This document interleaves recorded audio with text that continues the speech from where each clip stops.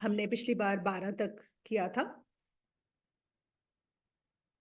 13वें श्लोक में मैं अभी इंग्लिश वाला पढ़ रही हूं, जो अष्टावक्र बोल रहे हैं। My child, you have long been in the noose of body consciousness. Sever it with the sword of the knowledge.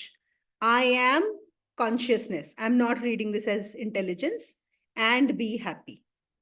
तो देह अभिमान पाशेन, जो ऊपर वर्स में बताया गया है, वही बात आ गई फिर से कि वो कह रहे हैं, हे पुत्र, तुम्हें देह के अभिमान ने पाश, पाश मतलब नूज, नूज मतलब जंजीर, उसने आप तुमको बांधा हुआ है।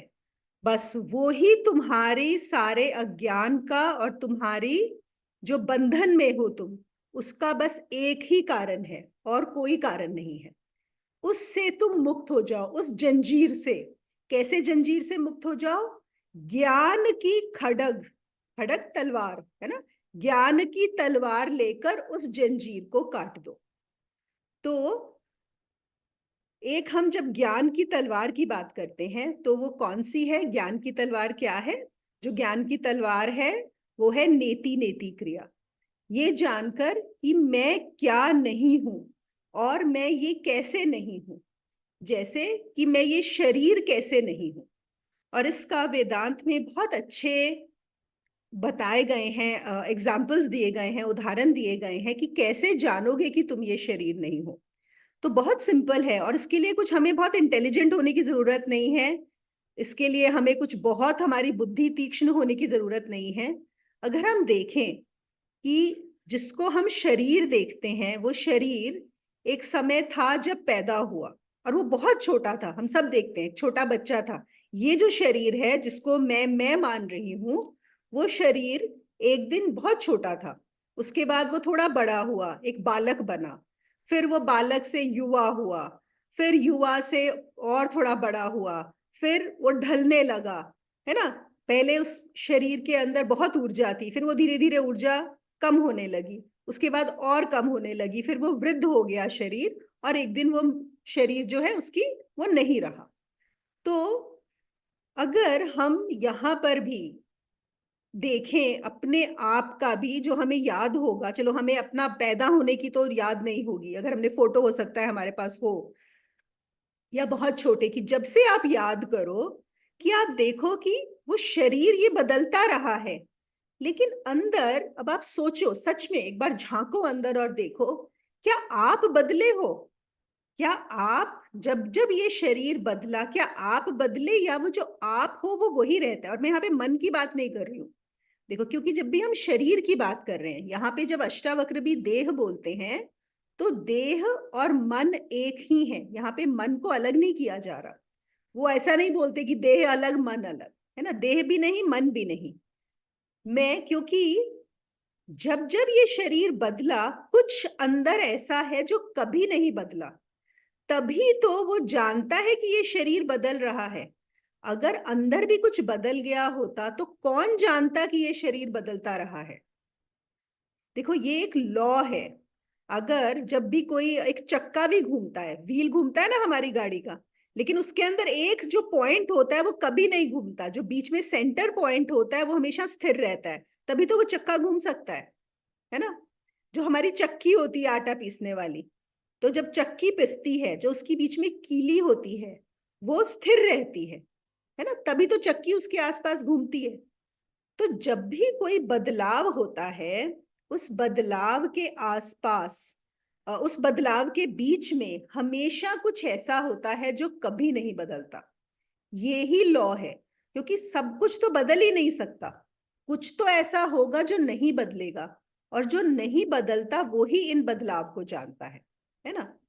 तो वो क्या कह रहे हैं कि ये जो बदल रहा है, ये जो देह है, तुम देखो इसको, दिमाग ज्यादा नहीं लगाना, थोड़ा सा सोचो। नहीं तो एक काम कर सकते हैं, अपनी पुरानी फोटोग्राफ्स निकाल लो सारी, आप लोगों की एल्बम में होगी या किस में भी, गूगल ड्राइव में होगी, सब फोटोग्राफ्स बिछा लो। बचपन में कैसे थे, छोटे थे, अलग अलग अलग अलग एज की फोटोग्राफ्स लगाते जाओ और देखो कि क्या ये सब मैं ही हूं, या मैं इन सब में था लेकिन बदल रहा है, ये सब कुछ बदल रहा था लेकिन जो मैं हूं वो उसमें स्थिर था। असल में इसको हमें किसी ने पॉइंट आउट ही नहीं किया, किसी ने कभी हमें बताया ही नहीं कि तुम नहीं बदल रहे हो। इसलिए हमने इसको ही मान लिया कि मैं ही बदले जा रहा हूं। हम यही सोचते हैं, अरे जब मैं छोटी थी, अरे जब मैं उसमें थी, अरे जब मैं वैसी थी।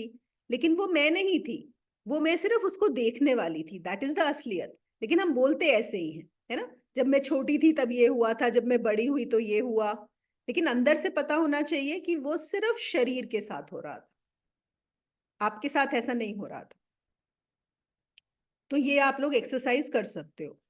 तो नेति नेति की, तो नेति नेति में शरीर से हम कैसे नेति नेति करते हैं, देखते हुए कि शरीर हर समय बदलता जा रहा है, अभी भी बदल रहा है, अभी भी रोज बदलता है ना। आज स्वस्थ है, कल को अस्वस्थ हो जाता है, अभी कहीं दर्द नहीं है, फिर कोई दर्द हो जाता है।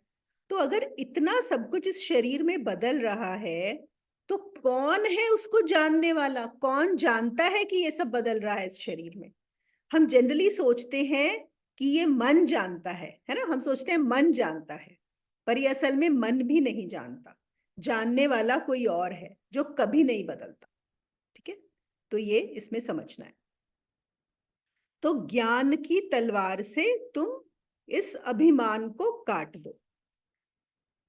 इसमें मैं बहुत बार ये स्टोरी सुना चुकी हूँ, लेकिन उसका आज एक पर्पस है सुनाने का फिर से, तो काफी सारे लोगों के लिए रेपिटेशन भी होगा। और यहाँ पे वो परफेक्ट एग्जाम्पल है, वही धोबी के गधे वाली स्टोरी। शायद बहुत लोगों ने यहाँ पे नहीं जानते होंगे, जो धोबी के गधे की स्टोरी है वही चीज है। तो इसको समझिएगा और अपने आप को ही उस धोबी के गधे को मान के चलो, तो और भी आसान हो जाएगा कि आप ही हो, ये मान के चलो वहां पे। ओके, तो स्टोरी क्या है कि एक बार एक धोबी होता है, और धोबी का काम होता है कि गांव में सबके कपड़े इकट्ठे करना और नदी पे ले जाके उनको धोना अच्छे से। और एक दिन ऐसे ही वो सुबह उठता है, सबके कपड़े इकट्ठे करता है, जाता है जहां उसको नदी के किनारे जाके कपड़े धोने होते हैं। जब वहां पे वो पहुंचता है तो उसको ध्यान आता है कि वो वहां पहुंच के गधे को एक रस्सी के साथ बांध देता है, पेड़ के साथ, ताकि गधा कहीं चला ना जाए, क्योंकि थोड़ी गांव से दूर होती है वो नदी। और उस दिन वो रस्सी लाना भूल जाता है बाय चांस। अब रस्सी लाना भूल गया है तो गधे को थोड़ी चिंता हो, इसको धोबी को चिंता होती है कि अब मैं क्या करूं, मैं तो जाके कपड़े धोऊंगा, अगर अब मैं वापस जाऊंगा तो बहुत समय लगेगा, तो मैं क्या करूं। तो वो बड़ा परेशान होके बैठा होता है। तो तभी एक कोई निकलता है वहां से, जिसको हम बोलते हैं वाइज मैन, विद्वान पुरुष। वो बोलता है तुम कितने परेशान क्यों हो। तो वो कहता है, अरे मैं ऐसे ऐसे रस्सी लाना भूल गया हूं, अब मैं अपने गधे को कैसे बांधूं, ये तो भाग जाएगा। तो बोलता है, अरे कोई चिंता की बात नहीं है, आओ मैं तुम्हें बताता हूँ। तो कहता है, तुम सब अपने कपड़े उतार दो धोबी के ऊपर से। वो उतार देता है। फिर वो गधे को लेके जाता है पेड़ के पास। कहता है, अब तुम अपना हाथ घुमा दो, जैसे तुम जब भी रस्सी बांधते हो तो घुमाते हो ना ऐसे करके रस्सी को, बिल्कुल सेम वे तुम पूरा का पूरा हाथ घुमाओ, जैसे तुम गधे को उस पेड़ से बांध रहे हो। और गधे को दिखना चाहिए कि वो बंधा हुआ है, कि तुमने उसे बांध दिया है। तो कहते हैं, बस ऐसे ही हो जाएगा। कहता, हाँ हो जाएगा, देखो तो सही करो। अब उसके पास वैसे भी चॉइस नहीं होती, तो वो सोचता है चलो इसकी सुन लेता हूं मैं। तो धोबी ऐसे ही करके पूरा जैसे करता है, पूरा उसके गधे के चारों तरफ अपना हाथ घुमाता है, और उसके बाद धोबी चला जाता है कपड़े धोने। लेकिन धोबी को तो बिल्कुल शक हो रहा होता है ना, कि उसको तो पता होता है कि गधा बंधा नहीं है, उसको लगता है ये तो भाग जाएगा। तो वो बार बार पीछे मुड़ के देखता रहता है कि ये भाग तो नहीं गया, थोड़ा सा आगे जाता है, भाग तो नहीं गया, भाग तो नहीं गया। तो फिर वहां पे कपड़े भी धोता है, तब भी पीछे मुड़ मुड़ के चेक करता रहता है कि गधा खड़ा है ना। गधा खड़ा रहता है पूरा समय, कहीं नहीं भागता। तो शाम को जब वो कपड़े वापस लेके आता है, सूख जाते हैं, तो फिर गधे के ऊपर चढ़ाता है और गधे को खींचने लगता है कि चलो तुम, मतलब अभी चले। अब गधा वहां से हिलता ही नहीं है। अब गधा हिल ही नहीं रहा। अब ये बड़ा हैरान होता है, ये गधा हिल क्यों नहीं रहा। मतलब उसको तो दिमाग में ये है ही नहीं कि ये बंधा हुआ है, वो तो खुला है गधा, लेकिन गधा नहीं हिल रहा है। तो फिर से वही आदमी आ जाता है। वो कहता, क्या हुआ। कहता, अरे ये गधा तो हिल ही नहीं रहा यहाँ से। कहता, तुमने इसकी रस्सी खोल दी। उसने बोला, इसकी तो कोई रस्सी बंधी ही नहीं है। तो उसने कहा, अरे तुमको पता है कि रस्सी नहीं बंधी है, गधे को नहीं पता है ये बात, है ना। तो तुम फिर से अपना हाथ घुमाओ उल्टी डायरेक्शन में, ताकि गधे को लगे कि रस्सी खुल गई है ना, और फिर इसको लेके जाओ। तो धोबी बड़ा हैरान होता है, पर वो वैसे ही करता है। जब चारों तरफ घुमाता है उसके बाद गधा चल पड़ता है ना। तो अब देखो, ये तो हुई गधे और धोबी की कहानी। अब सोचो, जब वो धोबी कपड़े धो रहा था वहां पे, गधा वहीं पे खड़ा हुआ था बंधा, और अगर वो वाइज मैन से बातें करता जो धो गधा है, और वो बोलता कि अरे देखो मेरी लाइफ कैसी है, कितने दुख हैं, इतना बोझा ढोके ये धोबी मुझे लेके आता है सुबह शाम, और खाने को इतना कम देता है, देखो ये जंगल कितना अच्छा है, अगर मैं खुला होता तो जाके मैं घास खा लेता, है ना, इतनी अच्छी अच्छी घास है या जो भी, कितना अच्छा खाने को है, लेकिन मैं तो बंधा हुआ हूं। तो फिर वो क्या उसको देता, वो जो वाइज मैन है वहां पे, वो गधे को क्या एडवाइस देता? देखो, वाइज मैन के लिए चाहे धोबी परेशान हो या गधा परेशान हो, है ना, उसका काम है सही दिशा दिखाना, लेकिन जो उससे आके सवाल पूछेगा, ये नहीं कि कोई भी बिना बिना पूछे नहीं बताएगा, है ना, अगर वो पूछेगा तो वो बताता उसको। तो फिर वो कहता अरे तुम फ्री हो, जैसे अष्टावक्र हमें बोल रहे हैं या जनक को बोल रहे हैं कि अरे तुम तो मुक्त हो, निकलो। तो वो बोलता है नहीं नहीं, मैं तो बंधा हुआ हूं, है ना। गधा यही बोलता है ना, मुझे तो धोबी ने बांधा हुआ है। तो अब ये बांधा कहाँ से हुआ है? क्या वो सच में बंधा है? नहीं, बंधा हुआ तो नहीं है, लेकिन उसको ऐसा भ्रम है कि वो बंधा हुआ है ना। अब अगर उसको काटना है, उसको तोड़ना है, तो वाइज मैन उसको क्या एडवाइस देगा कि तुम कैसे इससे मुक्त हो जाओ। ये जो तुमने जंजीर, ये जो पाश जो अष्टावक्र इस्तेमाल कर रहे हैं, ये एक पाश, एक नूज है जो तुम्हारे चारों तरफ बंधा है, उससे कैसे फ्री होगे तुम? तो वो कोई तरीका निकालता, गधे को बोलता अच्छा तो एक काम कर, जोर से अपना ये जो है ना पूरा का पूरा विश्वास करके दम लगा के और एकदम भाग, और वो रस्सी टूट जाएगी। बेसिकली इसको हिलाना है, सिर्फ गधे को विश्वास होना चाहिए। या बोलता है अच्छा तू दुलत्ती बहुत अच्छी मारता है, तो एक काम कर, ऐसी दुलत्ती मार कि तेरी ये कट जाए, है ना, और उससे तेरा ये जो जंजीर है ये कट जाएगी और तू फ्री हो जाएगा। कोई भी तरीका, मतलब ये है तरीका कोई भी हो, गधा तो बंधा है ही नहीं। अगर उसको विश्वास हो जाए कि ये तरीका जो मुझे बताया गया है ये सही है, और वो एक स्टेप फॉरवर्ड ले ले, तो क्या होगा? वो फ्री हो जाएगा, है कि नहीं? तो हमारी जो पोजीशन है, या यहाँ पे बोले जनक को जब अष्टावक्र बता रहे हैं, तो जनक भी तो यही कह रहे हैं। जनक बोल रहे हैं कि मैं तो बंधा हुआ हूं, है ना, मैं बंधा हुआ हूं, मुक्ति कैसे होगी? तो वो क्या कह रहे हैं कि तुमने ये जो जंजीर बांध ली है, इसको तुम ज्ञान की तलवार से काट दो। जैसे ही तुम ज्ञान की तलवार से काटोगे, और तुम उसको मुक्त हो। ठीक है। एक और यहाँ पे एक स्टोरी आती है, आप लोगों ने सुनी होगी, रामकृष्ण परमहंस की। आपको पता है रामकृष्ण परमहंस काली के बहुत बड़े भक्त थे, जो दक्षिणेश्वर में मंदिर है, और उनको काली साक्षात दिखती थी, साक्षात। और रामकृष्ण परमहंस एक ऐसे गुरु हुए हैं बड़े रेयर, जिन्होंने हर तरह की साधना की है। उन्होंने जितनी तरह की साधनाएं होती हैं, चाहे वो योग साधना हो, चाहे वो सखी संप्रदाय की साधना हो, मुस्लिम साधना हो, तंत्र साधना हो, ज्ञान साधना हो, भक्ति, मतलब हर मार्ग जो है उन्होंने वो उस पे किया है और उसके थ्रू जाना है। तो उनको जो काली माँ नजर आती थी, तो उसमें उनका बहुत ज्यादा भक्ति और प्रेम था काली माँ के साथ। कोई कुछ भी बोलता था तो वो माँ को ही मतलब हर चीज माँ से पूछ के ही करते थे। लेकिन एक समय आया जब रामकृष्ण परमहंस को भी ये रियलाइज हुआ कि वो अभी द्वैत में ही जी रहे हैं। हाँ, कोई दुख नहीं है, कोई परेशानी नहीं है, और माँ उनका हर समय उनके साथ है, इतना प्रेम है, कोई नहीं है, लेकिन फिर भी द्वैत में है, अद्वैत नहीं घट रहा है। तो ऐसा उनके दिमाग में था।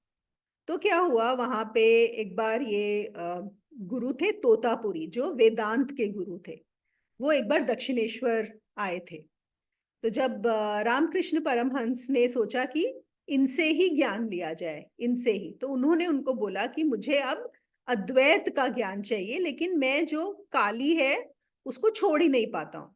तो तोतापुरी जो थे, तोतापुरी जी, उन्होंने काफी बार रामकृष्ण परमहंस को बताने की कोशिश की। उन्होंने बोला बस काली को छोड़ दे, तू काली को मार दे। तो काली कौन है? काली भी तो एक कल्पना है ना। उन्होंने कहा काली भी, जैसे सब कुछ कल्पना है, जैसे ये संसार भी कल्पित है, ऐसे ही तुम्हारे मन के अंदर जो एक काली की इमेज बन गई है, चाहे वो तुम्हारे लिए जागृत है, लेकिन वो द्वैत में ही है, वो भी कल्पना है, उसको भी काटना होगा। अब इसका मैं आप लोगों को एक और चीज बताती हूँ कि देखिए, बहुत सारे, अगर आप किसी के नियर डेथ एक्सपीरियंसेस के बारे में भी सुनेंगे, या बहुत सारे लोग जब बोलते हैं कि उन्हें भगवान के दर्शन होते हैं, ओके, तो जो शिव भक्त है उसको शिव के दर्शन होते हैं, जो कृष्ण भक्त है उसे कृष्ण के दर्शन होते हैं, जो देवी के भक्त हैं उन्हें देवी के दर्शन होते हैं, या जैसे अभी बहुत सारे क्रिया योगी हैं उनको बाबा जी से प्रेम है तो बाबा जी के दर्शन होते हैं, जो बुद्ध के हैं उनको बुद्ध के दर्शन होते हैं। ऐसा होता है कि नहीं? ऐसा कभी नहीं होता कि कोई लेटेस्ट से कोई एक पर्टिकुलर उसको मानता है, लेटेस्ट से कृष्ण को मानता है और उसके उसमें जीसस आ गए या उसके उसमें मोहम्मद आ गए, ऐसा नहीं होता है ना। तो इससे हमें क्या पता लगता है कि हम जिसको साधते हैं, जो निराकार है, वो उसी का रूप ले लेता है। निराकार उस साकार का रूप कैसे लेता है? हमारी ही इच्छा से, हमारे ही प्रेम से, हमारी ही साधना से वो उसका रूप ले लेता है। तो यहाँ पे भी अब क्या हुआ है कि रामकृष्ण परमहंस जी ने, उन्होंने काली को साध लिया है, तो काली में उनका वो बस गया है। तो जब बहुत दिन हो जाते हैं लेकिन रामकृष्ण परमहंस काली को छोड़ ही नहीं पाते, तो तोतापुरी जी बोलते हैं कि ये बहुत हो गया अब तेरा, अब मैं यहां से जाने वाला हूं, बस एक दिन और है। ओके, एक दिन और अगर तूने काली को नहीं छोड़ा तो मैं चला जाऊंगा, फिर मुझे नहीं पता क्या होगा। तो उन्होंने बोला अच्छा मैं क्या करूं? तो उसने बोला कि अच्छा ठीक है, तुम बोलते हो ना कि तुम काली को नहीं छोड़ पाते, एक काम करते हैं, तुम ध्यान में बैठो और वो एक कांच का टुकड़ा ले आए, कांच का टुकड़ा लेकर आए, और उन्होंने कहा कि जैसे ही काली तुम्हारे आने लगे, तुम्हारे अंदर जैसे ही तुम्हें काली नजर आएगी, मैं क्या करूंगा, तुम्हारा यहाँ पे काट दूंगा, इधर काट दूंगा, और जैसे ही तुम ये कटेगा, तुम हिम्मत करके एक तलवार उठाना और जो काली तुम्हारे पास आएगी, काली की काट देना, काली की गर्दन तुम भी काट देना। तो उन्होंने बोला अच्छा ठीक है, मैं कोशिश करूंगा। पहले भी काफी दिन से कर रहे थे पर नहीं कर पा रहे थे।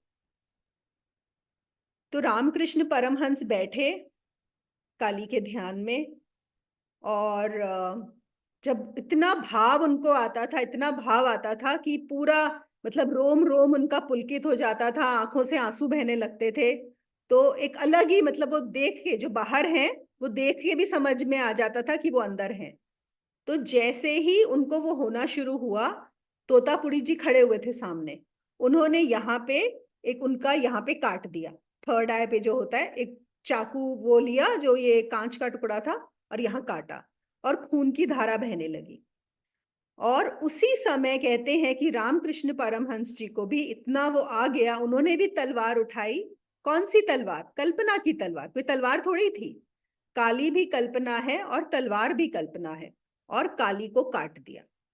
और जैसे ही काटा, वो कहते हैं वो शून्य अवस्था में चले गए, और उसके बाद 6 दिन तक वो उसी अवस्था में थे।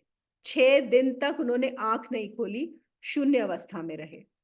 और कहते हैं कि तोतापुरी खुद भी इतने हैरान हो गए थे कि कोई, किसी की साधना इतनी ज्यादा है, मतलब 6 दिन उस शून्य अवस्था में रहना कोई छोटी बड़ी बात नहीं है।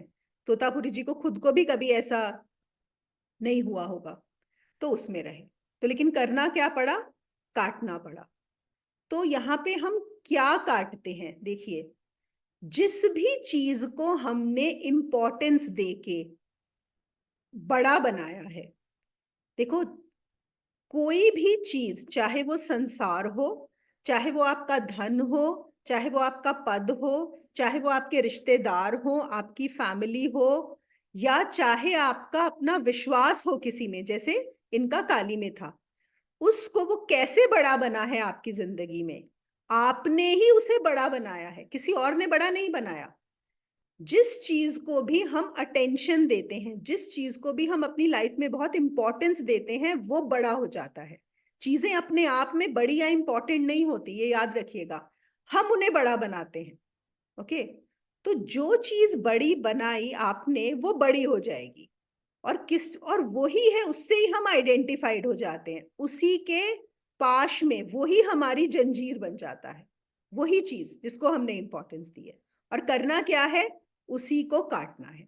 ठीक है, तो आज हम लोग भी चलिए मिलकर वही एक्सपेरिमेंट करेंगे, सेम चीज।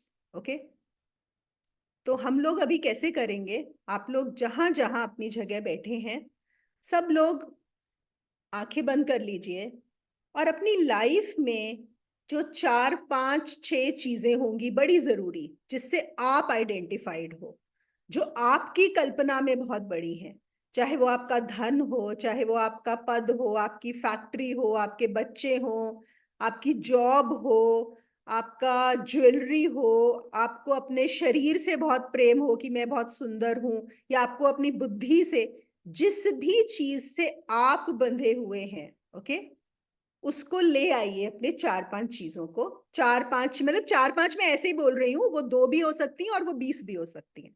एक एक बस माइंड में ले आइए कि वो सारी की सारी चीजें हैं, बस उनको नाम लेके एक कहीं सामने, कि वो इमेजिन करना है आपको कि वो सब आपके सामने है। चलिए मैं आपको 2 3 मिनट देती हूँ।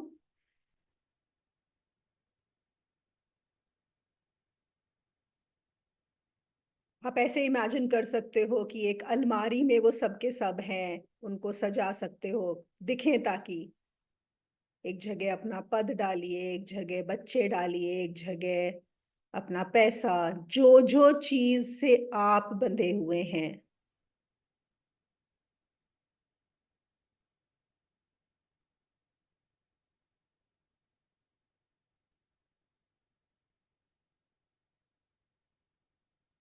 किसी भी तरह आप उन सब को इमेजिन कर सकते हो कि वो सब इकट्ठे हैं।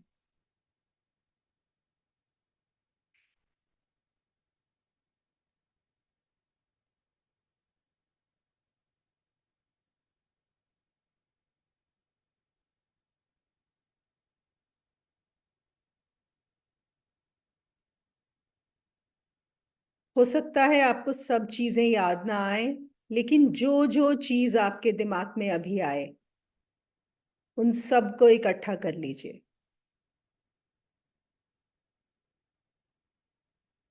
और थोड़ी हिम्मत लगेगी, यहाँ पे थोड़ा जिगर लगेगा ये करने के लिए। घबराओ मत, खोने को कुछ नहीं है।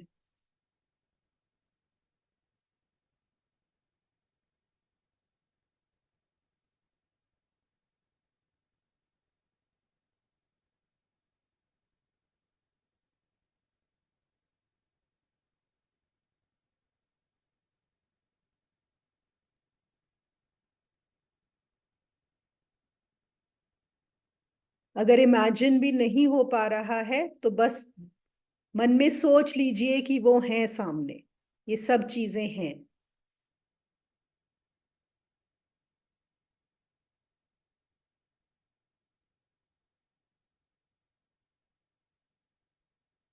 अब आप इमेजिन करो कि आपके हाथ में एक बहुत तेज, बहुत सुंदर एक तलवार आ गई है, एकदम चमचमाती हुई, और बहुत ही शार्प है। और आप लोगों को याद होगा, जब हम रामायण महाभारत देखते थे, तो उसमें ऐसा होता था कि एक तीर डाला तो उसमें से बहुत सारे तीर निकल जाते थे, है ना, जो एक साथ पूरी आर्मी को भस्म कर देते थे। तो हमारी तलवार भी ऐसी है कि जब हम वो तलवार चलाएंगे, उसमें से जितने हमारे सामने आइटम्स हैं, सपोज 10 हैं आपके आगे चीजें, तो 10 तलवारें निकल आएंगी। उस एक तलवार से 10 तलवारें एक साथ निकल आएंगी उन सबको काटने के लिए। तो फिर से अपना, अभी हम काट नहीं रहे हैं, अभी आप पूरा अपना सेटिंग कर लीजिए अपने माइंड में। वो सब लोग, वो सब चीजें जिनसे आप बंधे हुए हैं, सब उनको सामने इकट्ठा कर लीजिए। हाथ में तलवार ले लीजिए। जानिए कि ये तलवार जब आप चलाएंगे तो उतनी ही तलवारों में बन जाएगी जितनी सामने चीजें पड़ी हैं। चलिए, उठा लीजिए तलवार। और जैसा अष्टावक्र ने कहा, हम उस तलवार को चला के वो सब बंधन, वो सब चीजें काट देंगे। उठाइए तलवार और काट दीजिए सब।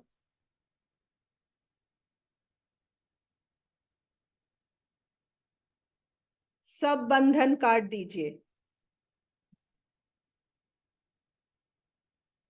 और बस छोड़िए और बैठ जाइए चुपचाप।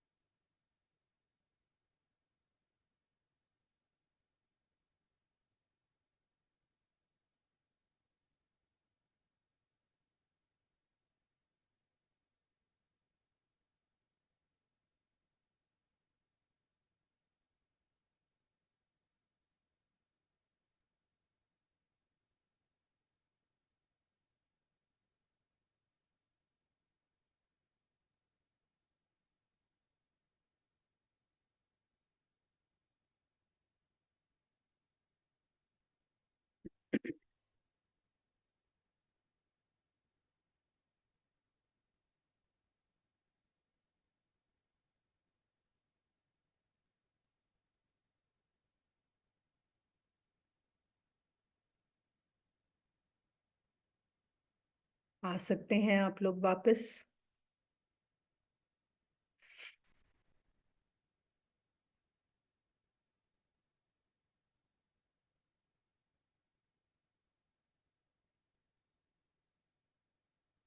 आप लोग बाद में ग्रुप में शेयर कर सकते हैं, अगर किसी को कोई अनुभव हुआ हो तो। नहीं हुआ तो भी कोई बात नहीं है, लेकिन आप इसको प्रैक्टिस कर सकते हो खुद से भी।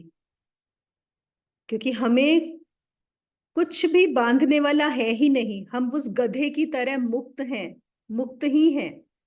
लेकिन हमारे वो जो बंधन हमने बांधे हैं, बस वो बंधन हमें सिर्फ और गिराने ही हैं, वो है ही नहीं। लेकिन अगर मेंटली भी हम उससे फ्री हो जाते हैं तो वो शून्य अवस्था आ जाती है। और ये पूरा अष्टावक्र गीता का, अध्यात्म का, हर किसी का पर्पस है क्या? कि आपको एक बार उस शून्य का समझ में आ जाए, है ना, उसके दर्शन हो जाए, उस शून्य अवस्था को पा लो, जान लो। क्योंकि शून्य में ही ये सब ड्रामा चल रहा है। वही जैसे बोलते हैं ना कि सामने अभी आपके स्क्रीन पे बहुत कुछ नजर आ रहा है, लेकिन हो रहा है कहाँ? स्क्रीन में। स्क्रीन इज द रियल, बाकी सब कुछ जो है वो अनरियल है। तो एक बार आपने स्क्रीन को जान लिया, स्क्रीन को पकड़ लिया, तो बस वहीं पे सब दुखों का अंत हो जाता है। तो ये था हमारा 13वां श्लोक।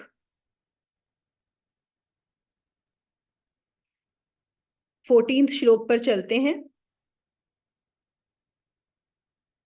यहां पे उन्होंने 4 शब्दों का प्रयोग किया है, निसंग, निष्क्रिया, स्वप्रकाश और निरंजन।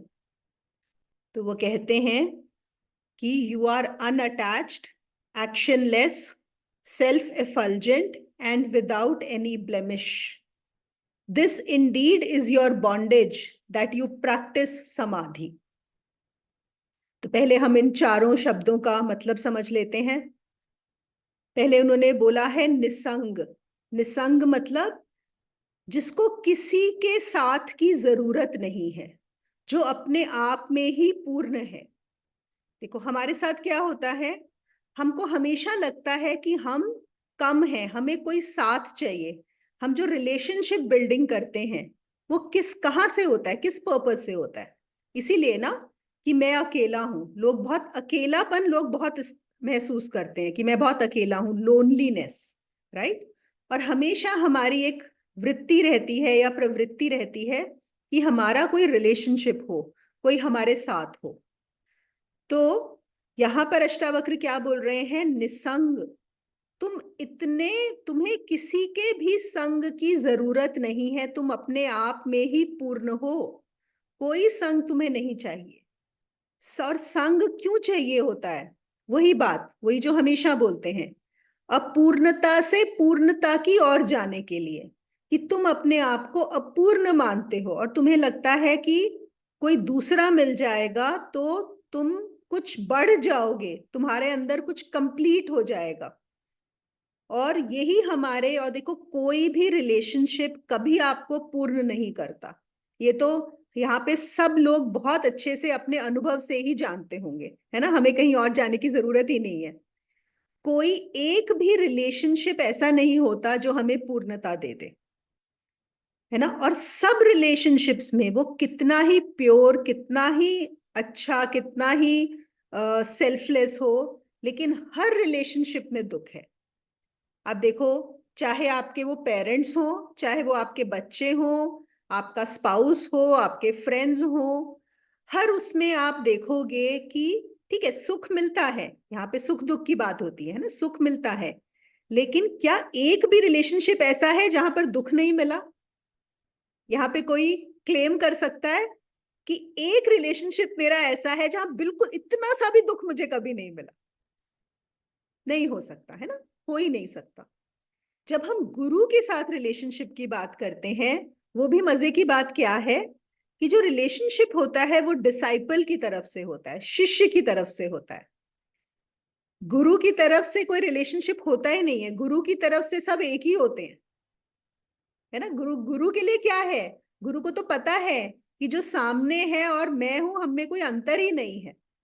अंतर कहाँ से आता है? जब तक शिष्य जानता नहीं है तब तक उसको एक अंतर नजर आता है कि मैं शिष्य हूं और ये गुरु है, लेकिन गुरु को अंतर नहीं नजर आता। इसीलिए हमने सबसे जो एक दिया गया है कि एक रिलेशनशिप जो हाईएस्ट है वो है गुरु और शिष्य का, क्योंकि वो एक ही तरफ से है वो रिलेशनशिप। और इसीलिए गुरु का रिलेशनशिप जो होता है उसको सेल्फलेस बोलते हैं, कि और कोई भी सेल्फलेस हो ही नहीं सकता। क्यों सेल्फलेस है? क्योंकि उसको पता है कि वो एक ही है, अलग है ही नहीं, है ना। तो फिर से इन्होंने क्या शब्द यूज किया है, निसंग। इसको कहीं कहीं कहीं पे असंग भी बोला गया है। मतलब यही है कि किसी और की जरूरत नहीं है, तुम असंग हो, अष्टावक्र ये बता रहे हैं। फिर निष्क्रिय। निष्क्रिय मतलब कि कोई कार्य करने की जरूरत ही नहीं है। वो कहते हैं कि तुम कार्य कर रहे हो, तुम करने वाले हो ही नहीं। और जो भी तुम इवन अध्यात्म में, आगे उन्होंने बात की है समाधि की, कि तुम समाधि का अनुष्ठान कर रहे हो, तो वो कहते हैं कि तुम जो भी क्रिया कर रहे हो समाधि के लिए, वो कुछ करना ही नहीं है, कुछ भी नहीं करना है। क्योंकि समाधि का अनुष्ठान, तुम समाधि की जो कोशिश कर रहे हो वो ही तुम्हारा बंधन है, क्योंकि समाधि में तुम ऑलरेडी हो।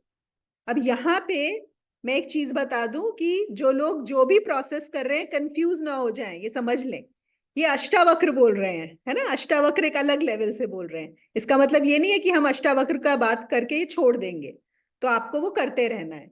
लेकिन ये अष्टावक्र का वचन है ना, कि निष्क्रिय, कोई क्रिया है ही नहीं।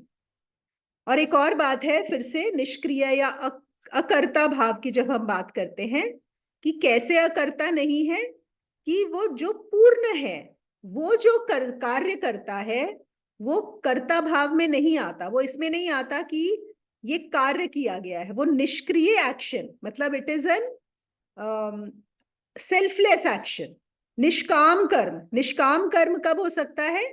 जब पूर्ण ही कर रहा है, क्योंकि उसकी कोई कामना है ही नहीं, उसको कुछ नहीं मिलने वाला है एक्शन करने से, कुछ भी नहीं मिल रहा है ना। तो निष्क्रिय, निसंग, निष्क्रिय, मतलब देखा जाए तो एक ही चीज बोल रहे हैं वो, कि तुम पूर्ण हो ही, है ना। तो तुम काहे को रिलेशनशिप बनाओगे, काहे को तुम्हें कोई एक्शंस करने हैं। फिर कहते हैं स्वप्रकाश, मतलब जो खुद से ही प्रकाशित है, जिसको किसी और का प्रकाश नहीं चाहिए, तुम खुद से ही प्रकाशित हो। और जो भी तुम्हें नजर आ रहा है, जो ये पूरा संसार नजर आता है, जहां पे तुम्हें इतना प्रकाश नजर आता है, तुम सोच रहे हो जैसे अभी सूर्य की रोशनी मुझ पर पड़ रही है, तो कैसा लग रहा है कि ये सूर्य मुझे प्रकाशित कर रहा है। लेकिन ऐसा नहीं है। ये सूर्य किसको प्रकाशित कर रहा है? इस शरीर को। लेकिन वो सूर्य किससे प्रकाशित हो रहा है? मुझसे, है ना। तो मैं खुद ही प्रकाशित हूं, और जो भी मेरे संसार में है वो मुझसे ही प्रकाशमान है।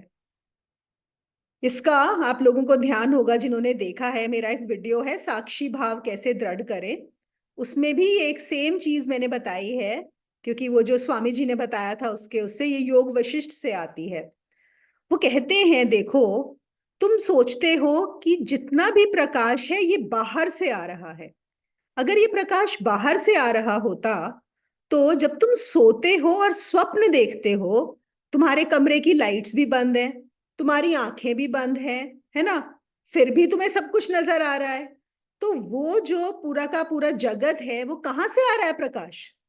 सन भी नहीं निकला हुआ, अंधेरी रात है, सब लाइटें बंद है, तुम्हारी आंखें बंद हैं, तो कहां से प्रकाश आ रहा है? तो इसी से हमें पता नहीं पड़ता, क्या ये एविडेंस इनफ नहीं है कि उनसे मैं प्रकाशित नहीं होता, मुझसे ये सब कुछ प्रकाशित हो रहा है। मेरा स्वप्न भी मुझसे ही प्रकाशित है, ये जो संसार है मुझसे ही प्रकाशित है ना। इसीलिए स्वम, स्व प्रकाशो। और निरंजन, निरंजन मतलब जिसपे कोई दाग धब्बा लग ही नहीं सकता, जो एकदम प्योर है, शुद्ध है, कोई उसके ऊपर गंदगी नहीं आ सकती।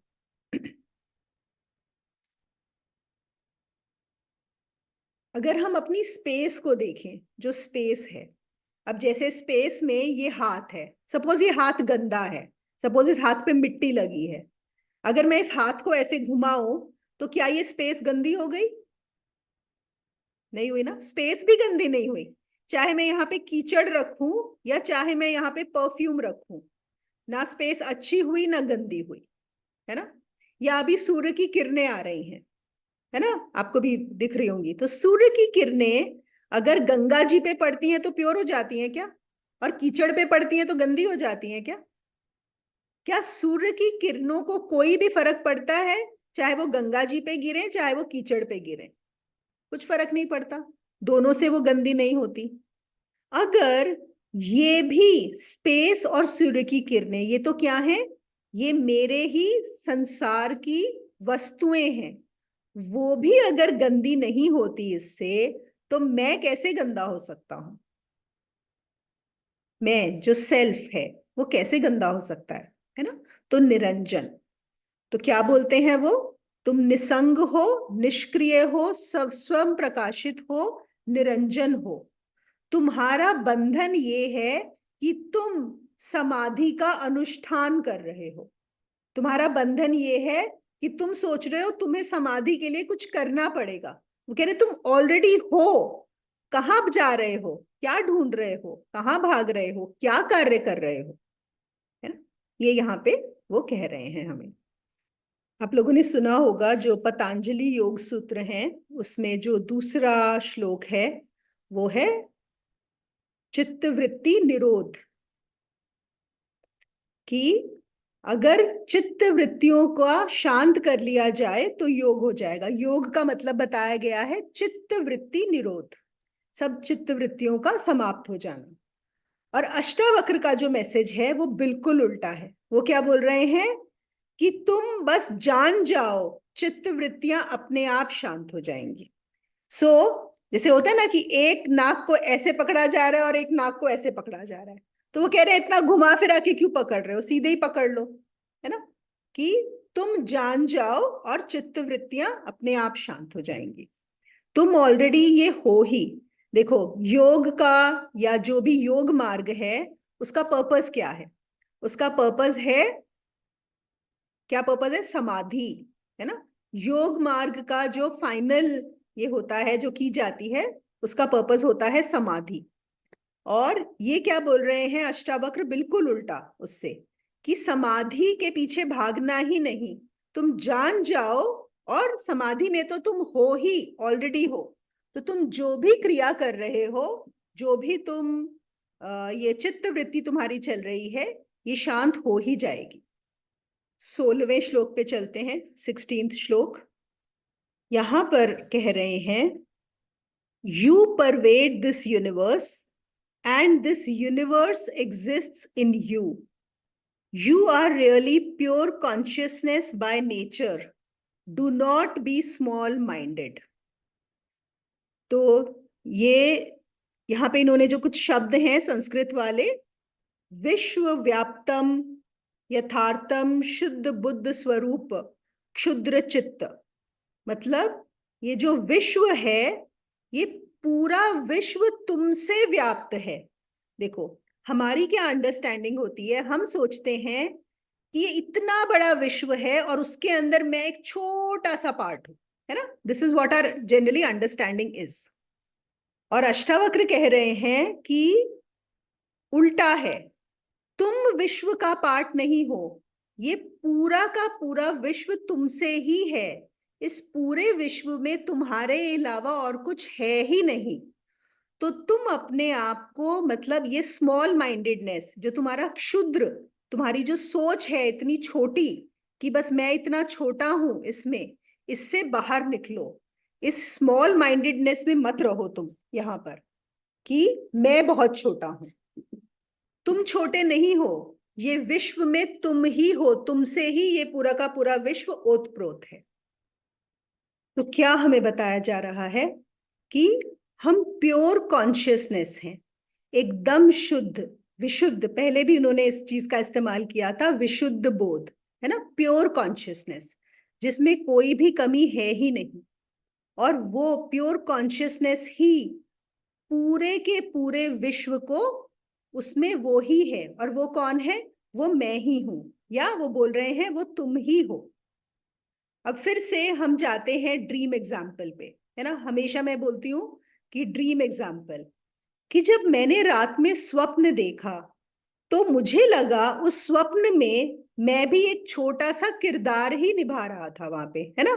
मेरा एक वहां पे शरीर था और मैं उससे इंटरैक्शन चल रहा था, जो भी मेरा एक वहां पे वर्ल्ड था। लेकिन क्या वो जो वर्ल्ड में जो लोग थे या जो वर्ल्ड था, वो कहीं बाहर से आ गए थे? क्या वो कहीं से आए थे, या मेरे ही मन ने उनको उत्पन्न किया था? मेरी ही तो क्रिएशन थे, जो पूरा का पूरा ड्रीम है वो मेरा ही तो क्रिएशन है वहां पे। तो इसका मतलब उस पूरे ड्रीम में मैं ही हूं, मुझसे ही बना है कि नहीं? सोचने वाली बात है ना। मेरे अलावा वहां पर कुछ है ही नहीं उस ड्रीम में।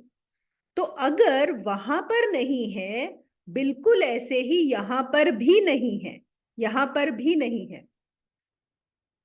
किसी को यहाँ पे, आई नो बहुत सारे लोगों को ऐसे अनुभव हुए हैं कि स्वप्न में ये जान लिया कि ये स्वप्न चल रहा है।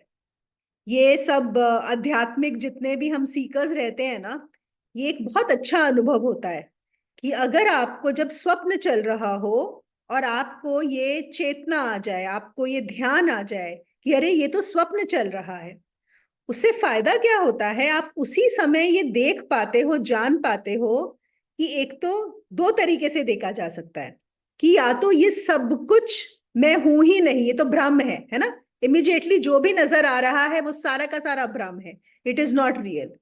और दूसरी चीज कि ये मेरा ही क्रिएशन है, मेरे अलावा कुछ है ही नहीं। और इतना अच्छा लगता है ये देख के कि अरे ये तो मैंने ही क्रिएट किया हुआ है पूरा, कुछ भी मेरे अलावा नहीं है ना। तो वो जो चेतना होती है, वो जो अंडरस्टैंडिंग होती है, जो अनुभव से आती है, दैट इज एन आहा थिंग, मतलब वो आहा होता है उसमें। और वही चीज हमें क्या करनी है, हमारा क्या पर्पस है, ये जागृति अवस्था में है ना, ये जो हमारी वेकिंग स्टेट चल रही है जिसको हम रियलिटी मानते हैं। ड्रीम को तो हम सुबह उठ के बोल देते हैं कि ये तो ड्रीम था, स्वप्न था, बेकार था, लेकिन इसको हम नहीं बोल पाते है ना। ये हमें लगता रहता है हर समय, हमें लगता है कि ये रियल है, रियल है, रियल है। और एक बात ये है कि ये रियल भी हमें क्यों लगता है, क्यों हमें ये इतना रियल लगता है? हमने ही इसको अपनी इमेजिनेशन से रियल बोल बोल के, इसको सोच सोच के, जैसे मैंने बोला ना, हम जिन चीजों को इंपॉर्टेंस देते हैं वो बड़ी हो जाती हैं, वो हमारे लिए काफी ज्यादा हमें बांधती हैं। तो हमने ही इसको बोल बोल के बनाया हुआ है। आप लोगों ने रानी मंदालसा का नाम सुना है किसी ने?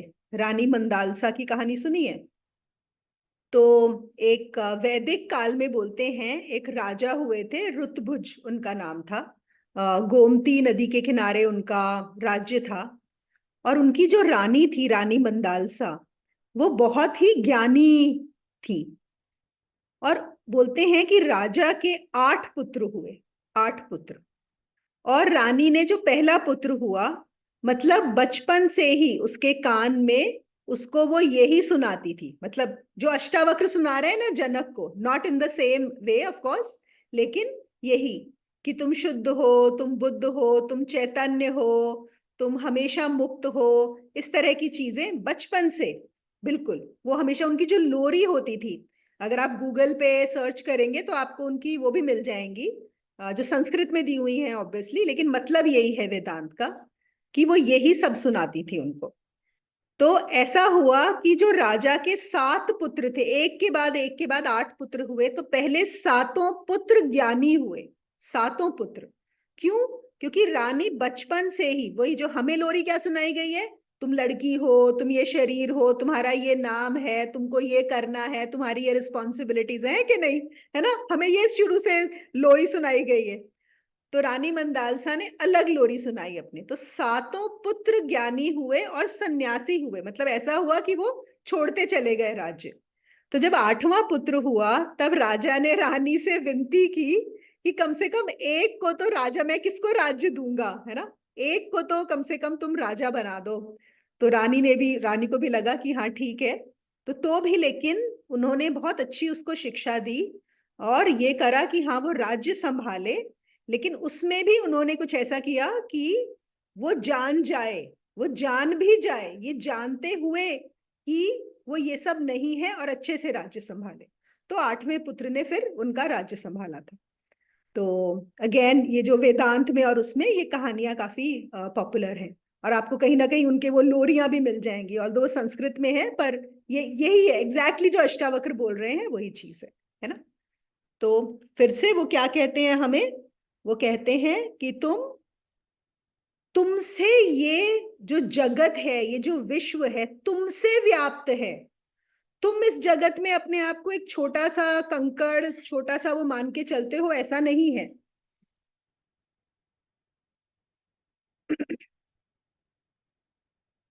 पूरे के पूरे जगत में तुम ही व्याप्त हो, है ना, शुद्ध बुद्ध स्वरूप हो, तुम प्योर कॉन्शियसनेस हो।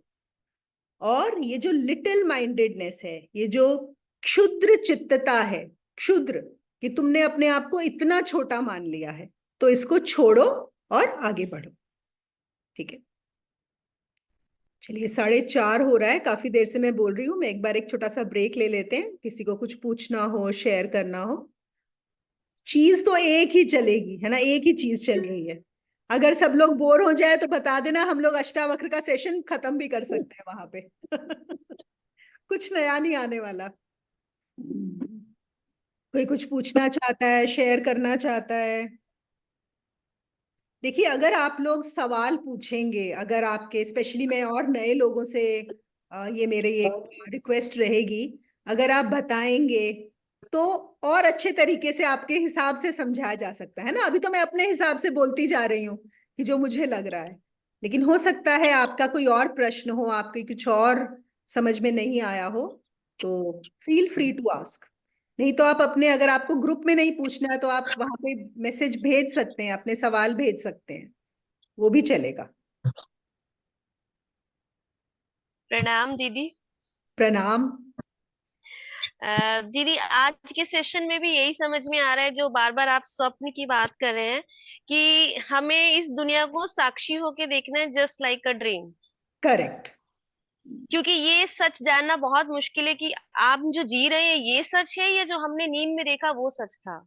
सपना कौन सा है, इसको समझना बहुत मुश्किल है, तो बेटर है कि इसको एंजॉय किया जाए।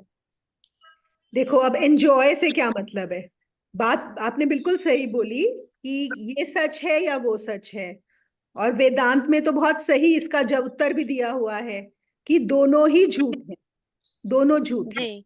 वो स्वप्न भी झूठ है और ये भी झूठ है। कौन सत्य है? इन दोनों को जानने वाला। आपने किसको पकड़ना है कि कौन है जो इस स्वप्न अवस्था को जानता है और कौन है जो जागृत अवस्था को जानता है। दोनों के पीछे एक ही है, और वो एक आप हो, और वो सत्य है ना। और फिर आपने जो बोला कि हम एंजॉय करो, है ना, वो तो ठीक है, हम एक जनरल भाषा में बोल देते हैं एंजॉय करो। लेकिन एक सांसारिक भाषा में एंजॉय का मतलब फिर से क्या है? आइडेंटिफिकेशन, फिर से उसके अंदर बंध जाना, है ना। तो वो आइडेंटिफिकेशन तोड़ना बहुत जरूरी है। नहीं, आपने आज बोला है, आज भी आपने यही बोला, वो जो आप एक प्रैक्टिकल बता रहे थे कि हमें अपनी एक बचपन की फोटो, फिर एक मिड एज की फोटो, इन सबको लेकर बैठेंगे तो देखेंगे कि शरीर लगातार बदल रहा है, लेकिन कोई एक चीज है जो लगातार कांस्टेंट है, हमारे साथ है। तो वो शायद आत्मबोध का ही ज्ञान है कि मैं आत्मा हूँ, इसको समझ के हमें इस जीवन को देखना है। बिल्कुल बिल्कुल, एकदम करेक्ट। वही है कि वो जो कांस्टेंट है, उस कांस्टेंट को जान लेना, उस कांस्टेंट को समझ लेना ही आत्मबोध है। और कुछ आत्मबोध आत्मबोध। नहीं है, वही आत्मज्ञान है ना, जी उस जी कांस्टेंट जी। को पकड़ना। जी। Sorry, I didn't get your thank you. Name. Kajal. Kajal, अच्छा, आपका यहाँ पे ये अलग अलग आता है ना, उस दिन भी फोटो नहीं आई थी। ठीक है, ठीक है, ओके एक्चुअली मैं, काजल। हाँ, ये मैंने बताया था ना कि मैं रीना की फ्रेंड हूँ, उसी हाँ ने हाँ, वो मुझे मुझे याद रिकमेंड आ किया गया। था। हाँ हाँ, काजल समझ गई मैं। उस दिन आपकी फोटो नहीं देखी थी ना, और आज नाम भी एक हाँ अलग जी। है। ओके, वेरी हाँ। नाइस। बिल्कुल थैंक यू। एकदम सही समझा है। बिल्कुल यही है। बस उस थैंक यू। कांस्टेंट क्या है, बहुत हम्म। क्लियरली दिया गया है। सत्य, सत्य का मापदंड बहुत क्लियरली दिया गया है। वो जो कभी नहीं बदलता, कभी नहीं बदलता, बस वो ही सत्य जी। है। उसके अलावा सब कुछ झूठ है। अब आप देखिए, अपनी लाइफ में चेक कीजिए कि क्या है जो कभी नहीं बदलता। और या फिर नेति सही बात। नेति ऐसे कर सकते हैं, जो भी चीजें लगे बदल रही हैं उनको काटते जाओ, नेति नेति, है ना। जो चीज बदल रही है उसको काटते चले जाओ, काटते चले जाओ। फिर देखो क्या बचेगा एंड में, क्या है जो क्या बचता बचता है? है ना। वही आत्मबोध है, वही आत्मज्ञान है। चलिए फिर करते हैं आगे, विल कंटिन्यू। तो अब हम चलते हैं 17th श्लोक पर। यहां पर भी इन्होंने 4 शब्दों का इस्तेमाल किया है। निरपेक्षो, निर्विकारो, निर्भरः, शीतलाशय। कि तुम निरपेक्ष, मतलब जिसको कोई अपेक्षा नहीं है। वही जो हमने पहले वाले श्लोक में किया था ना, 4 शब्द। आप देखो, ऑलमोस्ट वही चीज है। बस ये अलग अलग, जैसे हम बोलते हैं ना कि हम एक पर्यायवाची, सिनोनिम्स करके हम इस्तेमाल करके एक चीज को एक्सप्लेन करने की कोशिश करते हैं। बस वैसा ही कुछ यहाँ पर अष्टावक्र भी कर रहे हैं। तो निरपेक्षो, यहाँ पे अनकंडीशनल दिया है, मतलब जिसकी कोई अपेक्षा नहीं है। और कौन हो सकता है जिसकी कोई अपेक्षा ना हो? जो अपने आप में पूर्ण है ना, जिसको कोई भी कमी नहीं है, जो अपेक्षा तभी तो नहीं होगी, नहीं तो हमारी जिंदगी तो अपेक्षाओं से भरी हुई है ना। हम कुछ भी करते हैं तो आ जाता है कि हमें इससे मिलेगा क्या, है ना। हर कार्य में हमें यही होता है ना कि हमें इससे मिलेगा क्या, इससे हमें फायदा क्या होगा। आपने देखा है कि गूगल पे बहुत सारे ये रहते हैं, आजकल जितनी भी हर्ब्स होती हैं या आपकी सब्जियां होती हैं, सब बताया होता है। जैसे फॉर एग्जांपल आजकल जीरा वाटर बड़ा पॉपुलर है, ओके। तो आप देखोगे हजारों वीडियोस आपको मिल जाएंगे, benefits of drinking jeera water, right, and then they will be 20 things given. तो अब आपको क्या होगा कि हाँ, पहले हमें जानना है कि हम क्यों पियेंगे, है ना। मैं क्यों पीऊँ जीरा पानी, मेरा दिमाग तो नहीं खराब हुआ, लेकिन अगर ये 20 बेनिफिट्स मिल रहे हैं मुझे, तो मुझे जीरा पानी पीना है। फिर आपको आएगा, अच्छा आप ये कुकुम्बर खाइए, कुकुम्बर खाने के 50 फायदे, ओके। हल्दी सुबह सुबह पीने के 30 फायदे, है कि नहीं है। आप कोई भी चीज उठा लो, any herb any vegetable you pick up and you will find that so many benefits are given. तो हमारी हमेशा एक अपेक्षा रहती है हमें क्या बेनिफिट, और ये बताने वाले भी ऐसे ही बताते हैं कि तुमको इससे क्या फायदा होने वाला है। जब तक हमें अपना फायदा नजर ना आए तब तक हम कुछ भी नहीं करते बिना फायदे के, है ना। ये हमारा माइंड ऐसा ही है, और इसमें कोई बुराई नहीं है, कोई बुराई नहीं है। ये उसका स्वभाव ही ऐसा है कि उसको फायदा चाहिए। एक ना ये रहते हैं जो इन्फ्लुएंसिंग अप्रोच, देखो वर्ल्ड में स्पेशली लीडर्स में और में हमेशा एक होता है कि कैसे आप दूसरे को इन्फ्लुएंस करो। हर कोई यही तो चाह रहा है ना, कि दूसरे को इन्फ्लुएंस करना। तो उसका सबसे अच्छा तरीका क्या होता है, जो one of the main things होता है, कि जो भी आप उसको कह रहे हो उसमें बताओ कि उसमें उसका फायदा क्या होगा। तो जब आप उसको उसका फायदा दिखा सकते हो सच में, और उसको विश्वास हो जाए कि मेरा फायदा होगा, तो वो इंसान आपसे इन्फ्लुएंस्ड होता है, तब वो आपकी बात मानेगा, नहीं तो नहीं मानेगा। तो और यहाँ पे हमें अष्टावक्र क्या बता रहे हैं, निरपेक्षो, अनकंडीशनल, कोई कंडीशन है ही नहीं, कोई अपेक्षा है ही नहीं, देर इज नथिंग। फिर निर्विकारो, तो यहाँ पे इन्होंने निर्विकार का दिया है, इम्यूटेबल। एक और, खैर मेरी भी संस्कृत तो इतना मुझे पता नहीं है, लेकिन मुझे ऐसा, मैंने जो इसका मतलब निकाला कि जिसमें कोई विकार नहीं है, जिसमें कोई कमी नहीं है, कोई वही जैसे निरंजन का जैसे शब्द था, बिल्कुल वैसे ही निर्विकार, कोई भी विकार नहीं हो जिसके अंदर। निर्भर, जो किसी के ऊपर भी आश्रित नहीं है ना, निर्भर नहीं है, इंडिपेंडेंट है। और यहां पे इन्होंने निर्भर का दिया है devoid of bulk and form, मतलब जिसका कोई आकार नहीं है। तो कैसे भी समझ लें, हमें मतलब समझने से है कि वो किसकी बात किसकी हो रही है ना। और शीतलाशय, ऑफ कूल डिस्पोजिशन, जो हमेशा एकदम शीतल चित्त है। तो तुम्हारी बुद्धि ऐसी अगाध हो जाए कि किसी भी विषय या घटना, कोई भी चीज हो रही हो, लेकिन तुम्हारा जो चित्त है वो विचलित नहीं हो पाए जिससे। क्यों, क्यों नहीं हो पाए, उसका चित्त विचलित नहीं होता? क्योंकि जब निरपेक्ष हो, निर्विकार हो, निर्भर हो और शीतल हो, तो कोई भी घटना घटे लेकिन तुम्हें उससे कोई फर्क नहीं पड़ेगा, कुछ भी होने दो, पर विचलित मत हो। तो तुम्हारी निष्ठा किसमें होगी, ये जो बाद में दिया है, चिन्मात्र वासन है, मतलब तुम अपने सिर्फ चैतन्य में, चित्त से यहाँ पे क्या मतलब है, चैतन्य, चेतना, चेतना में ही तुम स्थित रहो, किसी भी चीज से विचलित ना हो, कुछ भी हो जाए होने दो वहां पे। मैंने एक बार एक जेन मूवी देखी थी, मैं उसका नाम, शायद उस मूवी का नाम ऑरेंज है, बट आई विल चेक, अगर मैं भूल जाऊं तो आप लोग याद दिलाना। वो होगी कहीं यूट्यूब पे अवेलेबल। तो उसमें एक जेन मोनेस्ट्री होती है, जहां पे जो गुरु होता है, वहां पे एक ही साधना होती है सिर्फ, और कुछ साधना नहीं है, सुबह से शाम तक आप बैठते हो, आपका एक जगह बना हुआ है जो मेडिटेशन रूम है, आप वहां बैठते हो, और आपको संतरे रखे होते हैं सामने, ओके, ऑरेंजेस रखे हुए होते हैं, आपको बस वो ऑरेंज को देखते रहना है, उसको बहुत बस, मतलब उसमें ही ऑरेंज को छीलना है, ऑरेंज को सूंघना है, ऑरेंज को खाना है, बस, और कुछ नहीं। And you have to be present only with the orange. तो ऐसा चलता रहता है वहां पे। तो एक दिन एक शिष्य होता है, तो जब वो साधना ये कर रहा होता है तभी एक और उसको बुलाने आता है कि आओ, कुछ घर से फोन आया है, मतलब ऐसा वो दिखाते हैं उसके अंदर। तो वो जाता है, तो फोन लेता है, तो उसको पता पड़ता है वहां पे कि उसका घर पूरा, जो गांव में जो है वो घर जल गया है। और उसके पत्नी और बच्चे, मुझे अच्छे से याद नहीं है, कुछ इस टाइप का है कि जो उसकी फैमिली थी वो भी शायद जल गई है या बीमार है या क्या है, लेकिन घर जल गया है, कुछ हुआ है। तो वो पूरा डिस्टर्ब हो जाता है वो सब सुनने के बाद। तो वापस आता है, तो गुरु उसकी तरफ देखते हैं, वो बोलते हैं बैठो और संतरा खाओ, बस, दैट्स इट।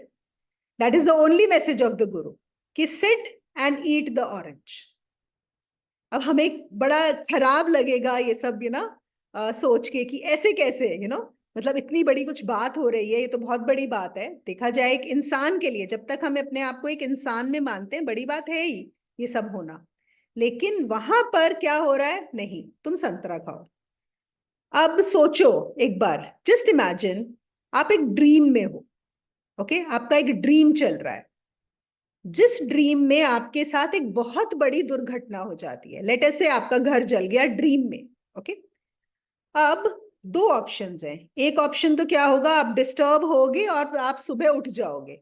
और जब आप सब सुबह उठोगे तो ऑब्वियसली आपको अच्छा नहीं लगेगा, उसका इफेक्ट अभी भी रहेगा कि मतलब मैंने इतना बुरा सपना देखा, क्या मेरे साथ कुछ बुरा होने वाला है क्या, और उसका इफेक्ट भी रहेगा आपके माइंड पे। दूसरा ऑप्शन ये हो सकता है कि जब आपका वो सपना चल रहा है, जब वो आपको ये खबर मिली कि घर जल गया, लेट अस से आपके सपने में गुरु भी आ गया। ओके, और गुरु ने आपको वहां पे जगा दिया। गुरु ने सपने में जगा दिया कि देखो, कुछ नहीं है, सपना है, देखो। और आपको याद आ जाए कि हाँ ये तो ड्रीम है। या वो आपको वहां पे बोले कुछ नहीं, तुम संतरा खाओ, संतरा, और आप उसको छोड़ के, आपको ये है ठीक है, जल गया जाने दो, मुझे गुरु की बात माननी है और मुझे संतरा खाना। ठीक है, मैं आपको ऑप्शंस दे रही हूँ, आप खुद सोचिएगा अभी। और फिर आप सुबह उठे सपने से, कैसे उठना पसंद करोगे? जलते हुए घर को देखते हुए या संतरा खाने का प्रोसेस करते हुए उठना चाहोगे? संतरे वाला ना? है ना? क्योंकि जब हम सुबह उठेंगे तो हमें क्या रियलाइज होगा, तो अगर हम संतरा खा लिया था हमने गुरु की बात मान के रात को सपने में, तो सुबह उठ के कोई दुख नहीं होगा। क्यों? क्योंकि वो वहीं पे ही समाप्त हो गया। हुआ कि नहीं? आपने वो जो घर जला है, उससे ज्यादा इंपॉर्टेंस किस चीज को दी? गुरु के ज्ञान को। और वहां पे कर लिया कि अच्छा ठीक है, गुरु ने बोला छोड़ दो संतरा खाओ, तो मैं संतरा खाती हूँ। और सुबह उठे तो फिर बहुत खुशी होगी, बहुत अच्छा लगेगा, है ना? तो यही हो रहा है, अभी भी हमें रियलाइज नहीं होता। जब जो देखो, क्योंकि ज्यादातर दुनिया ऐसी ही है और हमारी भी कंडीशनिंग है। और मैं ये नहीं बोल रही कि घर में कभी कोई दुर्घटना हो जाए तो भागो वहां से, मतलब ये है अंदर से जानो कि कुछ नहीं है। अंदर से करो, संतरा खाओ, है ना? फिर करो जो करना है करो, लेकिन अंदर से डिस्टर्ब मत हो। तो यहाँ पर यही बात हमें बता रहे हैं। तुमको ना किसी से, हम इसको एक और तरीके से ऐसा बोल सकते हैं कि ना किसी से अपेक्षा रखो, ना किसी के ऊपर, ना तुम अपने ऊपर कोई विकार आने दो, ना तुम किसी पे निर्भर बनो। तुम शीतल रहो और विचलित मत हो, है ना? किसी भी घटना को इतनी अनुमति, किसी भी विषय को, किसी भी इंसान को वो अनुमति, वो क्या बोलते हैं, अलाउ मत करो कि वो तुम्हें विचलित कर दे, वो तुम्हें क्षुब्ध कर दे। तो तुमको किस पे ध्यान रखना है? सिर्फ चैतन्य में स्थित रहना है, और कुछ भी डिस्टर्ब मत होने दो अपने आप को। फिर एक और है, देखो, ये भी सोच की बात होती है। जब हम सोचते हैं ना कि हम बहुत छोटे हैं, तो हमें क्या लगता है? हमें लगता है अरे हमें किसी की जरूरत है, हम कहीं पे छोटे हैं तो कोई बड़ा मिल जाए जिससे हम जान ले, समझ ले। लेकिन अगर आप अपने आप को मानो कि मैं सबसे बड़ा हूं, मैं ही हूं ये सब कुछ, और मैं सबसे बड़ा हूं, और मैं पूर्ण हूं, अब किसके सामने तुम आश्रित होगे? है ना? वो भी अपने आप में एक स्ट्रेंथ आ जाती है, वो आपके अंदर अपने आप में एक गुण बन जाता है ना? कि मैं तो हूं ही, मैं इसको डील कर सकता हूँ। कई बार हमें क्या लगता है, कोई सिचुएशंस भी आती हैं तो ऐसा लगता है कि हम इससे डील नहीं कर सकते, मैं क्या करूं, मैं तो बहुत छोटी हूँ, मुझसे ये हैंडल नहीं होगा, मेरे अंदर इतनी क्षमता ही नहीं है। तो कह रहे हैं नहीं, तुम जानो कि तुम में क्षमता है तो देखो अपने आप आ जाएगा। और ये चीज इवन साइकोलॉजी में भी करवाते हैं हम। जैसे बहुत सारे बच्चे होते हैं जिनको कॉन्फिडेंस की बहुत कमी होती है, बड़ी नॉर्मल रेगुलर चीज है ना। बहुत सारे लोगों में कॉन्फिडेंस नहीं होता स्कूल में कुछ बोलने का, या डिबेट्स में पार्टिसिपेट करना है, या कोई एक्टिविटीज करनी है, या स्टेज पे जाना है, या किसी के सामने कुछ बोलना है। तो एक जो तरीका सिखाया जाता है वो ये होता है कि एक्ट कॉन्फिडेंट। तुम कॉन्फिडेंट हो नहीं, लेकिन ऐसा बनाओ कि कॉन्फिडेंट हो। तो क्या होता है, करते करते कॉन्फिडेंस आ जाता है ना। एक ना हमारे गुरुजी एक कहानी सुनाते थे। कहानी क्या, मतलब रियल में, मतलब उनके साथ ऐसा हुआ था। उनके उनके कॉलेज में एक लड़का था। तो वो भी स्टूडेंट था। तो कहते वो हमेशा हर रोज फॉर्मल्स पहन के आता था, कोट पैंट टाई लगा के। सोचो, कॉलेज के अंदर एक लड़का रोज फॉर्मल्स में, और किसी के साथ नहीं बैठता था, एक अलग टेबल पे बैठता था, और खाता भी बिल्कुल ऐसे, मतलब जैसे होता है ना वो कांटा छुरी लेके खाना, एकदम पूरा अथॉरिटी से सबके साथ ऐसे बिहेव करता था कि बिल्कुल अलग है। तो सब लोगों बड़े, मतलब लोग बड़े हैरान होते थे कि कैसा लड़का है, मतलब इतना ज्यादा ऐसे वो बिहेव करता है। तो एक बार किसी ने उससे जानने की कोशिश की होगी कि क्या है, तो उसने बताया कि उसको आईएएस ऑफिसर बनना है। ओके, और ये बड़ी पुरानी बात है, 1960s की बात हो रही है। तो कहते हैं कि उसको उसके फादर ने बोल के भेजा है कि अगर तुम्हें आईएएस बनना है तो तुम अभी से ही एक्ट ऐसे करो कि तुम आईएएस ऑफिसर हो। ओके, कभी भी ये मत समझो कि तुम आईएएस ऑफिसर नहीं हो, तुम्हारे हर एक्शन में यही होना चाहिए। तो एक वो होता है ना, वो भी एक होती है कि अगर आईएएस के हैं तो हम थोड़ा अलग हैं सबसे, वो जो एक नाक थोड़ी सी ऊंची, तो बिल्कुल वैसे ही रहता था, इसीलिए फॉर्मल्स में वैसे करना। और वो बता रहे थे वो एक्चुअली आ भी गया बाद में, he actually cleared the exams and he became an IAS officer. But not saying कि that is the right way, लेकिन ट्रेनिंग कैसी है कि तुम अपने आप को वो मानकर ही चलो। तो क्या होगा, अगर अपने आप को मानकर चलोगे तो वो गुण भी तुम्हारे अंदर आने लगते हैं। वो मानने से भी गुण आ जाते हैं। ऑल्दो हम यहाँ पे मानने की बात नहीं करते हैं, तो इसको यहाँ पे समझना होगा। लेकिन जानो कि तुम सबसे बड़े हो ही, अपने आप को छोटा जानो ही मत, सोचो ही मत कि तुम छोटे हो। चाहे कुछ भी हो रहा हो, कितनी भी बुरी से बुरी चीज हो रही हो। देखो, जो सड़क पे बैठा हुआ भिखारी है, यहाँ पे कहीं पे बैठा होगा, वो भी छोटा नहीं है। अगर अष्टावक्र उसको भी मिलेंगे तो उसको यही बोलेंगे, एक ही चीज बोलेंगे, है ना। अगर अष्टावक्र उससे बात करेंगे कि तुम अपने आप को भिखारी मत समझो, तुम सब कुछ हो, तुमसे ही ये विश्व व्याप्त है। तो कोई भी पोजीशन हो, आप कितने ही बीमार हो, आप कितने ही फाइनेंशियली आपकी प्रॉब्लम हो, कुछ भी चल रहा हो लाइफ में, जानो आप ही एक क्या हो, निरपक्ष निर्विकार निर्भर, है ना, शीतलाशय। और एकदम कूल हेडेड रहो, कोई घबराने की चिंता नहीं है। ठीक है। हमारी प्रॉब्लम क्या है कि हम इस बॉडी से आइडेंटिफाइड हैं। और ये जो बॉडी है ना, इस बॉडी में छोटा बड़ा कुछ ना कुछ होता रहता है। किसी की बॉडी छोटी है, किसी की बड़ी है ना। फिर वही माइंड, फिर बॉडी से रिलेटेड क्या है, संसार। किसी का घर छोटा है, किसी का घर बड़ा है, किसी की गाड़ी छोटी है, गाड़ी बड़ी है, पद छोटा है, पद बड़ा है। तो हम वहां पे आइडेंटिफाइड हो जाते हैं, क्योंकि हम उनसे आइडेंटिफाइड हो गए हैं, इसलिए हम अपने आप को भी छोटा बड़ा मानने लगते हैं, है ना।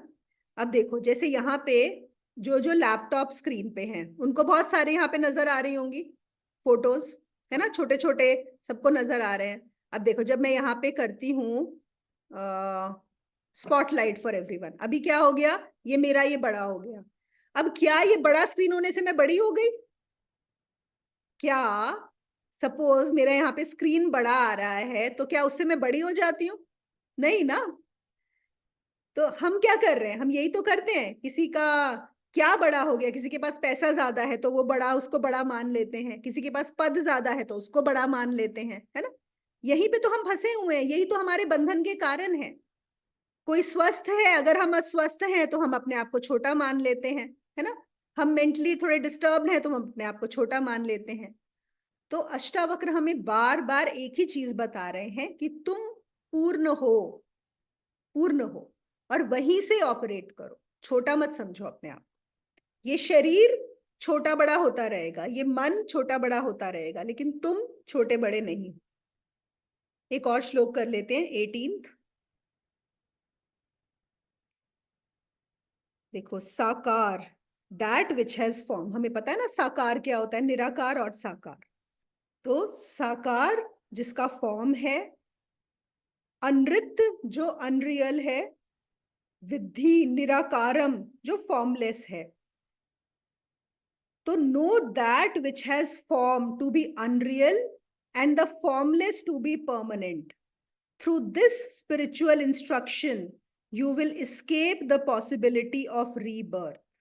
देखो, बहुत क्लियरली यहाँ पे बताया है, जहां पे भी फॉर्म है, जहां पर भी आकार आपको नजर आए, जिसकी भी आप एक लाइन खींच सको, जिसको भी आप इमेजिन कर सको, जिसकी भी आप कल्पना कर सको, चाहे मन में, चाहे वो सामने है या आप सोच सकते हो, वो क्या है, अनरियल।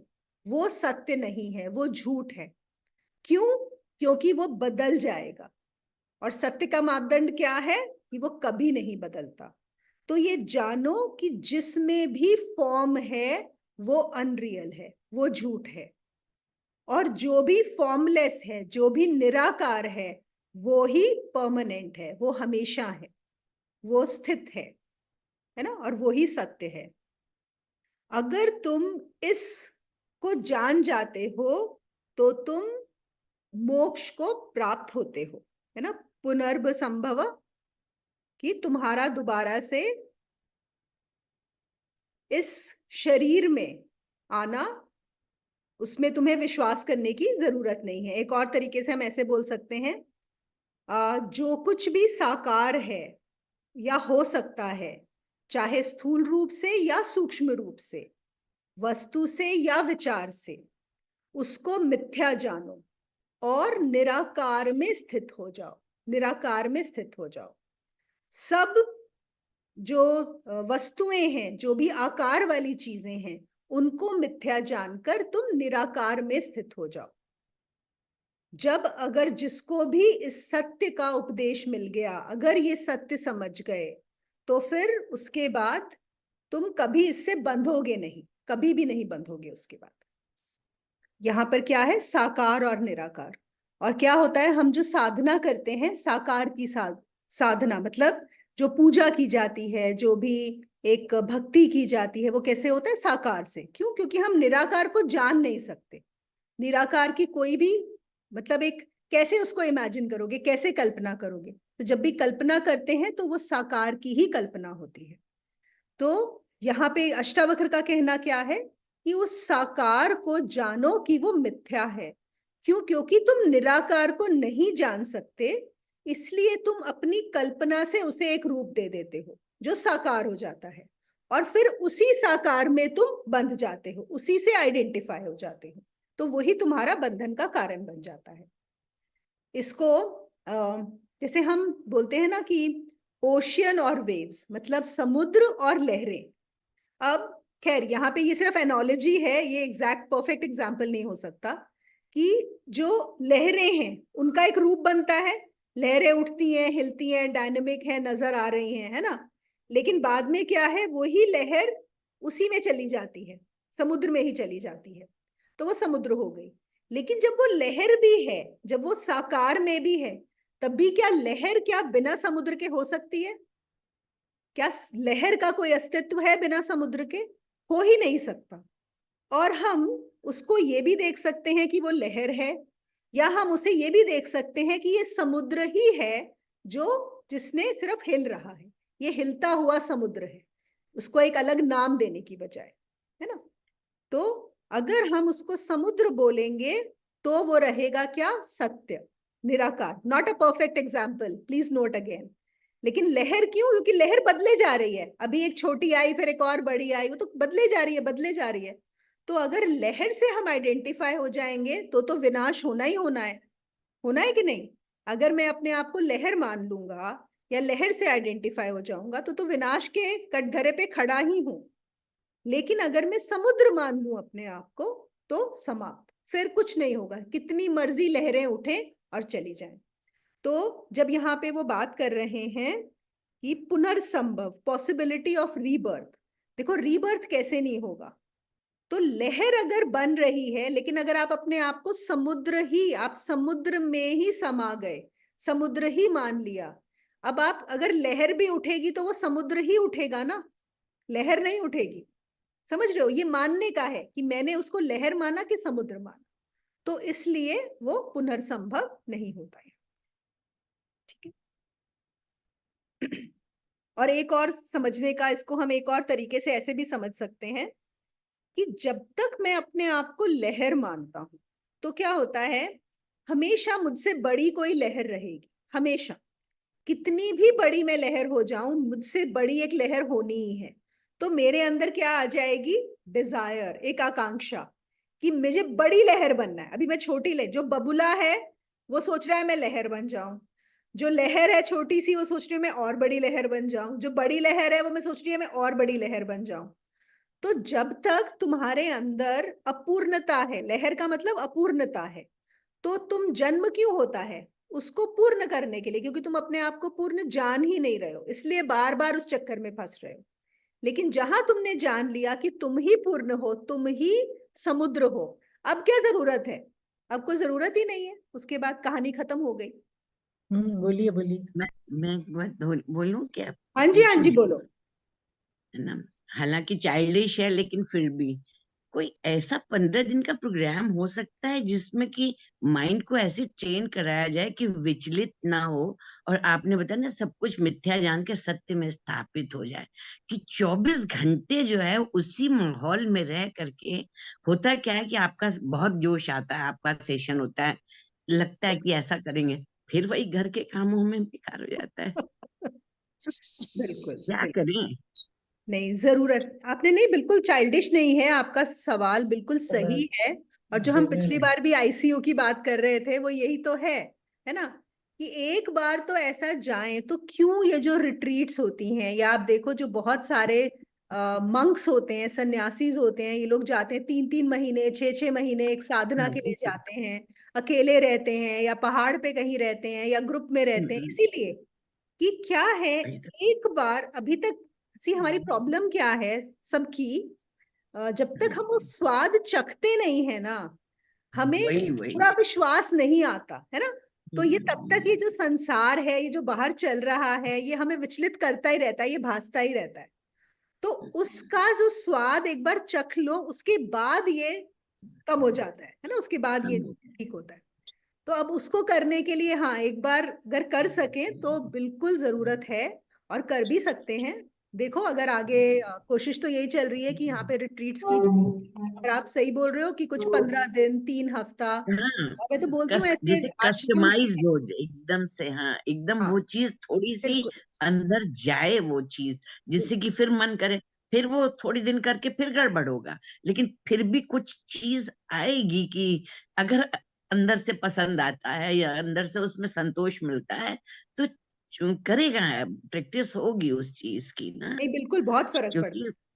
तो ये जो बहुत जितना, फर्क जैसे ऋषिकेश में आश्रम है या और भी कई कई हम्म, जगह पे आश्रम है, उनका यही पर्पस है और कोई पर्पस नहीं है। अब जैसे ऋषिकेश में स्वामी रामा आश्रम, जहाँ पे हम लोग काफी सारे लोग गए भी थे, गए थे। वहां पे आप लोग 21 दिन तक रह सकते हैं, उनका 3 वीक्स है मैक्सिमम, 3 वीक्स से ज्यादा नहीं रखते वो लोग। पर आप जाके 3 हफ्ते रहिए और यही साधना करिए, और फिर आप अपने फोन को बंद कर दीजिए, सबको, जब आप उसी माहौल में रहते हो तो फिर उससे बहुत ज्यादा असर होता है उस चीज का, है ना। लेकिन मैं तो आप ही के सानिध्य में रह सकती हूँ, क्योंकि मेरे साथ तो एक फिजिकल चैलेंज है और मैं पूना तो छोड़ नहीं पाऊंगी, और पूना में आप ही मेरे लिए मुहैया है, हाँ, जो नहीं, कि ठीक है। मतलब अगर कभी आगे ऐसा हुआ, अगर कभी आप इस नहीं तरीके है का मेरे कुछ चीज। माइंड में, अगर आप उनसे पूछो तो मैं बिल्कुल वो चाहती हूँ कि ऐसा एक हाँ, करा जाए कि चलो इतना लंबा तो नहीं, पर एटलीस्ट एक नहीं हफ्ता नहीं ठीक है। हाँ, एक हाँ ठीक हफ्ता है। भी सब लोग हाँ, ऐसे रह क्योंकि सके वो उसी जो माहौल मेरी में। जरूरत है वो उसमें पूरी हो सकती है, एक दिन के लिए मैं 4 5 घंटे के लिए आ सकती हूँ अपने इसमें, क्योंकि बहुत अंदर से बहुत हुक उठती है कि ये ऐसा होना चाहिए, बट हो तो नहीं पाता, नहीं हो पाता। नहीं, हो जाएगा, हो जाएगा। देखो जब एक बार इच्छा पकड़ ली है, सिंसेरिटी है, मैंने बोला ना, देखो कोई गारंटी नहीं है कि आप इंजीनियर बनोगे या डॉक्टर हाँ हाँ बनोगे डेफिनेटली। या बिजनेसमैन बनोगे या पैसा बहुत कमाओगे, है ना, सबको बहुत सारी इच्छाएं होती हैं। लेकिन अगर स्वयं को जानने की इच्छा आ गई, वो एक ऐसी इच्छा है जो पूर्ण होकर ही रहेगी, है ना? इसकी गारंटी है, इसकी गारंटी। क्यों, कैसे ये पूरी होके ही रहेगी? क्योंकि ऑलरेडी हो ही, है ना? ऑलरेडी है, बस वो नजर नहीं आ रहा। बाकी चीजों में तो कुछ पाना नहीं, पड़ेगा, जैसे अभी यहाँ पे कुछ आपने पाना कहा ना है कि ही नहीं। आपने कहा ना विचलित नहीं होना चाहिए, लेकिन मन विचलित होता है, होता है। हाँ, क्योंकि मन ने वही सीखा है ना। अब हमारे पेरेंट्स तो रानी मदालसा जैसे थे नहीं। सही बात तो है। जो बचपन से ही सिखा देते लोरी में ही गा गा के, है ना? तो कोई बात नहीं, होने दो मन को विचलित भी। बस जानना क्या है कि मैं मन हूं ही नहीं, हमें ट्रांसेंड करना है। इस शरीर और इस मन को ट्रांसेंड करना है, ट्रांसफॉर्म नहीं करना।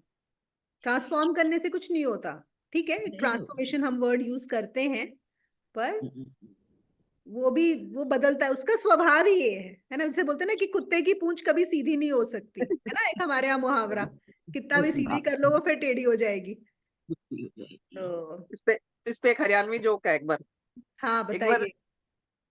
एक टीचर बच्चे को पूछता है कि कुत्ते की दुम को 12 साल नाली में रखो, वो टेढ़ी की टेढ़ी रहेगी, इसका मतलब क्या हुआ है? हम्म। बोलता जी इसका कोई मतलब नहीं हुआ, इसका मतलब है मैन्युफैक्चरिंग डिफॉल्ट है। बिल्कुल बिल्कुल सही बोला। मैन्युफैक्चरिंग डिफॉल्ट ही है ये, हमारा शरीर और मन में मैन्युफैक्चरिंग डिफॉल्ट बनाने वाले ने, प्रकृति ने बनाया है।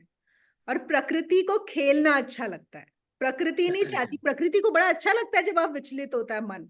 ओके, प्रकृति बहुत एंजॉय करती है। तो वो तो चाहती है आप विचलित हो, आप खेलो, आप चीजों के पीछे भागो, परेशान हो, दुखी हो, वो खेल रही है, उसको तो खेलने का मजा है। तो इसीलिए शिव, शिव के पास जाना होगा, है ना? शिव होना होगा।